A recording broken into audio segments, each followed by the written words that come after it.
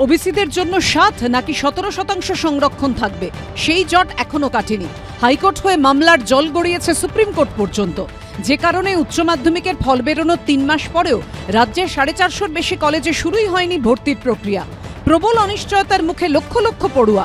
সন্তানদের ভবিষ্যৎ কি তা নিয়ে দুশ্চিন্তায় রয়েছেন অভিভাবকরাও। অথচ এমন এক পরিস্থিতির মধ্যেই ব্যতিক্রমী ছবি ধরা পড়েছে দেশের অন্যতম সেরা প্রতিষ্ঠান যাদবপুর বিশ্ববিদ্যালয়।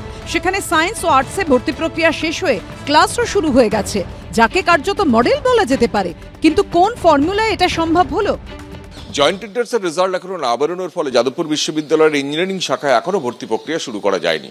অথচ এই যাদবপুর বিশ্ববিদ্যালয় সায়েন্স এবং আর্টসে ভর্তি প্রক্রিয়া শেষ করে ক্লাস শুরু হয়ে গেল। বিশ্ববিদ্যালয় সূত্রে খবর, 7% ওবিসি সংরক্ষণ ধরে 10% আসনকে ফাঁকা রেখে বিশ্ববিদ্যালয় এই ভর্তি প্রক্রিয়া শেষ করেছে। গত জুন মাসে স্নাতক স্তরে ভর্তির কেন্দ্রীয় পোর্টালের উদ্বোধন করেন শিক্ষামন্ত্রী ব্রাত্য বসু। তারপর পরে ওবিসি মামলায় কলকাতা হাইকোর্টে বড় ধাক্কা খায় রাজ্য সরকার। 140টি জনগোষ্ঠী ও 17% সংরক্ষণ নিয়ে রাজ্য সরকারের সেই বিজ্ঞপ্তিতে অন্তর্বর্তী স্থগিতাদেশ দেয় বিচারপতি তপব্রত চক্রবর্তী এবং বিচারপতি রাজাশেখর মান্থার ডিভিশন বেঞ্চ।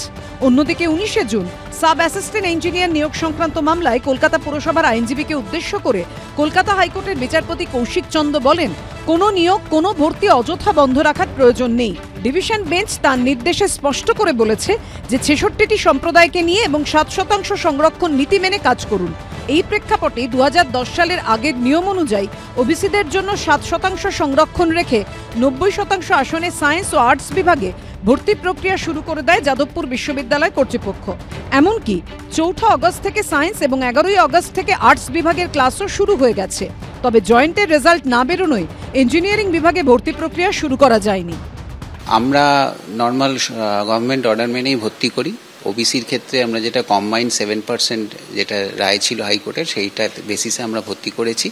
আর 10% সিট আমরা ফাঁকা রেখেছি। মহামান্য আদালতের যেরকম নির্দেশ আসবে সেই অনুযায়ী বাকি 10% সিটে আমরা ভর্তি করি। যাদবপুর বিশ্ববিদ্যালয়ের মতো প্রেসিডেন্সি বিশ্ববিদ্যালয়ের ভর্তি প্রক্রিয়াও রাজ্যের কেন্দ্রীয় অনলাইন পোর্টালের মাধ্যমে হয় না। অথচ যাদবপুর বিশ্ববিদ্যালয় যা পেরেছে, প্রেসিডেন্সির পক্ষে তা সম্ভব হয়নি, কারণ তাদের প্রবেশিকার দায়িত্বে থাকে জয়েন্ট এন্ট্রান্স বোর্ড।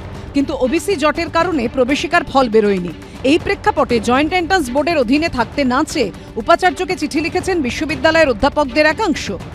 নিশ্চয়ই একটা উপায় আছে, কারণ আমি ধরে নিচ্ছি যাদবপুর আইনি অবস্থা যা এই ওবিসি সংক্রান্ত বিষয়টা নিয়ে, সেটাকে সঠিকভাবে অ্যাড্রেস করেই অ্যাডমিশন করাচ্ছে, আমি সেটা ধরে নিচ্ছি। যদি সেটা হয়ে থাকে তাহলে বলাই বাহুল্য যে আমরাও এরম ধরনের একটা কিছু করতে পারলে খুবই উপকৃত হতাম। আমরা প্রেসিডেন্সির শিক্ষক শিক্ষিকারা সবাই আমাদের ভাইস চ্যান্সেলরকে জানিয়েছি যে আগামী দিনে আমরা চাই না জয়েন্ট এন্ট্রান্সের মাধ্যমে আমাদের অ্যাডমিশন প্রক্রিয়া হোক, আমরা চাই আমাদের অ্যাডমিশন আমরা নিজেরাই করাই। এখানেই প্রশ্ন উঠছে, আদালতে যতই মামলা চলুক, যাদবপুর বিশ্ববিদ্যালয়ের ফর্মুলা মেনে কি অন্যান্য জায়গায় ভর্তির অচলাবস্থা কাটানো যেত না? কৃষ্ণেন্দু অধিকারীর রিপোর্ট, এবিপি আনন্দ, কলকাতা।